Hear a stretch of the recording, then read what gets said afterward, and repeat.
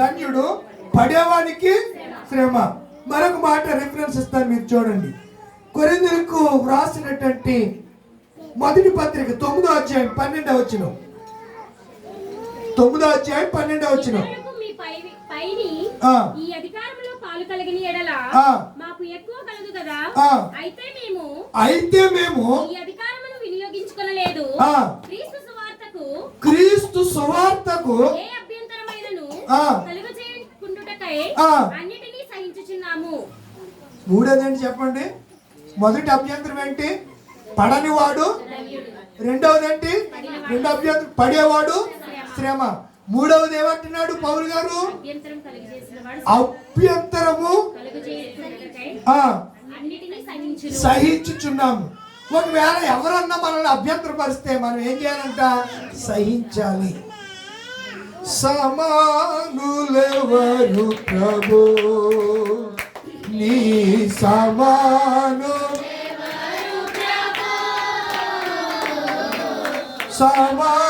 సమానులెవరు ప్రభు, సమస్త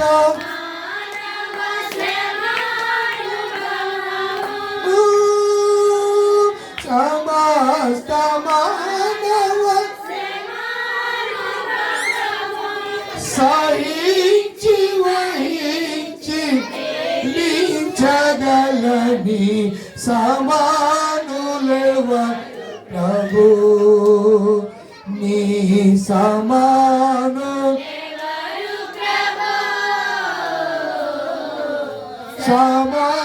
సమానులెవరు ప్రభు. ఆయనలా సహించి వహించి అనుభవించిన వాడు ఈ లోకములో ఆయనలా సమానులైన వారు మరి మీరు ఎవరిని సమానం చేసి మీరు దురాభిమానాన్ని పెంచుకుంటున్నారు? మన అభిమాన నాయకుడు, మన అభిమాన ప్రభువు మన ప్రభువై ఉండాలి తప్ప మరెవరు. ప్రేమ మంచిదే కానీ దురాభిమానము మంచిది కాదు. ప్రేమ మంచిదే, దురాభిమానము. ఈరోజు ఎక్కడ చూసినా సంఘాల్లో గొడవలకి కారణం ఈ దురాభిమానం అనే పాపం. ఆయన వస్తాడు, ఓ సంవత్సరం 2 సంవత్సరాలు పనిచేస్తాడు. ఆయన వస్తాడు, ఒక 5 సంవత్సరాలు పనిచేస్తాడు. వాళ్ళ మీదకి మీకు ఎందుకు ఉండే అంత ప్రేమ?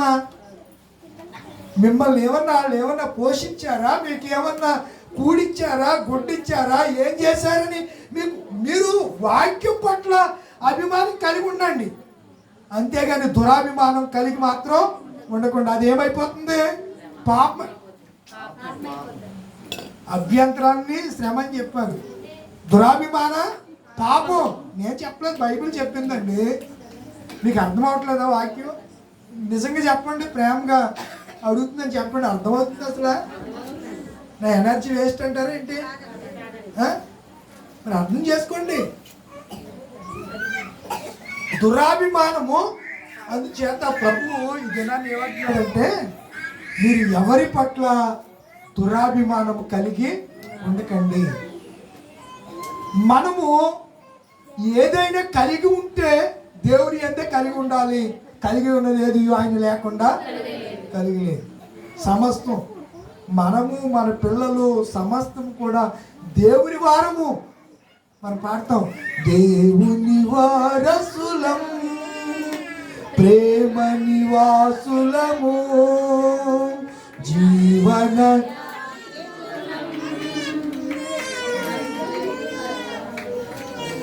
రావు మీకు సైనికులం, పరలోక పౌరులము, హల్లెలూయా, నవయుగ సైనికులం.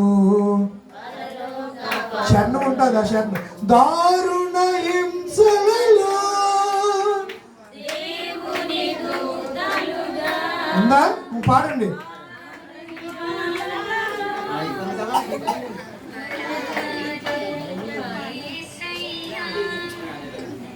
పాడండిరా.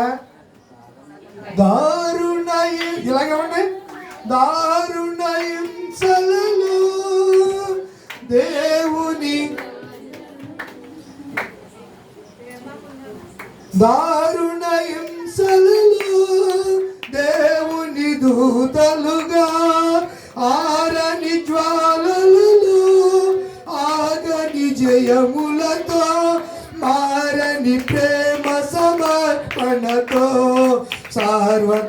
యేసుని కీర్తింతుము. దేవుని వారసులం ప్రేమ నివాసులము జీవన యాత్రికులం యేసుని దాసులము నవయుగ సైనికులము పరలోక పౌరులము. హల్లెలూయా నవయుగ ఓ పరలోక పౌరులము. అనుదిన కూటములు అందరి గృహములలో ఆనందముతోను ఆరాధనలాయే వీణులు విందుగా పాటలతో ధ్యానము చేయుచు గురుయుగము. దేవుని వారసులము ప్రేమ నివాసులము జీవన యాత్రికులం యేసుని. ఎవరు మనం? దేవుని యొక్క వారసులం. వారసులం అంటే కుమారులం, దేవుని పుత్రికలం, దేవుని కుమారులము, దేవుని కుమార్తెలు. మనం దేవునికి చెందిన వారం అంతే తప్ప ఒక అభిమాన నాయకుడికి చెందిన వారము కాము. కనుక మనం ఏ పాపంలో పడకూడదు. సౌలు ఎందులో పడ్డాడు?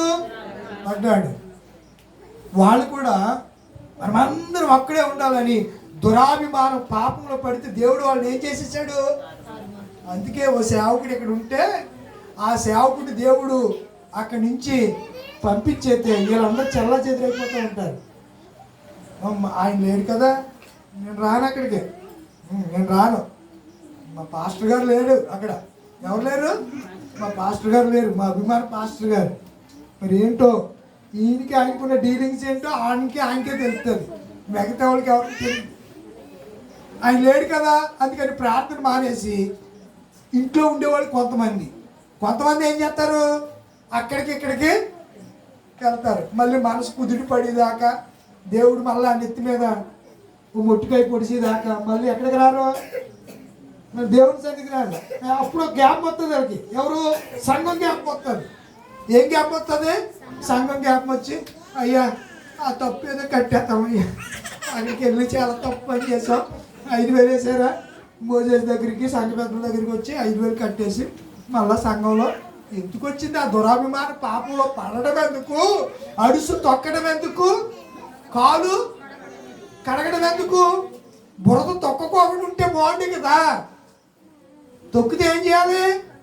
కడుక్కోవాలి కదా. కడగాలంటే ఏం కావాలి? నీళ్ళు కావాలి. నీళ్ళే వాక్యం. ఆ నీళ్ళే వాక్యం. హృదయంలో పాపం ఉంటే దేంతో కడుక్కోవాలి? వాక్యంతో కడుక్కోవాలి. ఇంకా అంతకన్నా గత్యంతరం ఏమీ లేదు. హృదయ శుద్ధి గల వారు ధన్యులు. శుద్ధి అవ్వాలంటే దేవుడు, అందుకే దావీదు అంటాడు, నీ వాక్యమును యవ్వనులు దేని చేత తన హృదయాన్ని తన నడకను శుద్ధి చేసుకుంది కనుక నీ వాక్యమును చేతనే కదా అని దావీదు అంటాడు. కనుక మనం ఈ దినాన్న ఏ పాపములో నుంచి అయితే బయటికి రమ్మని దేవుడు పిలిపిస్తున్నాడో ఆ పాపము నుంచి మనము బయటికి రాకపోతే మొదటి స్టెప్లో పేతురు వలె అయిపోతాం మన జీవితం. ఏమి చేయాలి పేతురు? రే మరి ఎదురుకుండా మీకు దండవరా బాబు, మీ సౌండ్ ఇక్కడ చక్కగా వినపడుతుంది, వాళ్ళకి వినపడతలే. మరి ఏం చేస్తాం? నిలబడ్డాం కదా, అనుభవించాలి, మరి తప్పదు. చెప్పుని అర్థం చేసుకోవాలి. ఏం చెప్పాను? పేతురు మొదటి స్టెప్లో అంటే అతడు పశ్చాత్తాపడే వరకు అతని పరిస్థితి ఎలా ఉంది? డాంబికుడు, దురాభిమాని. ఎప్పుడైతే పశ్చాత్తాపడ్డాడో అప్పుడు తన జీవితం సెకండ్ స్టెప్లో అతని జీవితమే చేంజ్ అయిపోయింది. ప్రభు కొరకు తరువాత తల క్రిందులుగా సిలువేయబడ్డాడు. తల క్రింది వేలాడలేదు, సిలువేయబడ్డాడు. తల క్రిందులుగా సిలువేయబడ్డాడు. యాకోబు అయితే కత్తితో నరకబడ్డాడు. కొంతమంది భక్తులు అయితే రంపముతో కోయబడ్డాడు. ఇలా శిష్యులందరూ క్రీస్తు కొరకు హతసాక్షులుగా ఇదండి అసలైనటువంటి ప్రేమ. మనం దురాభిమానం కలిగి ఉంటే ఆ సేవకుడు వెళ్ళిపోయిన తర్వాత మన పరిస్థితి కూడా ఏమో తెలియనటువంటి పరిస్థితులు ఉంటాయి.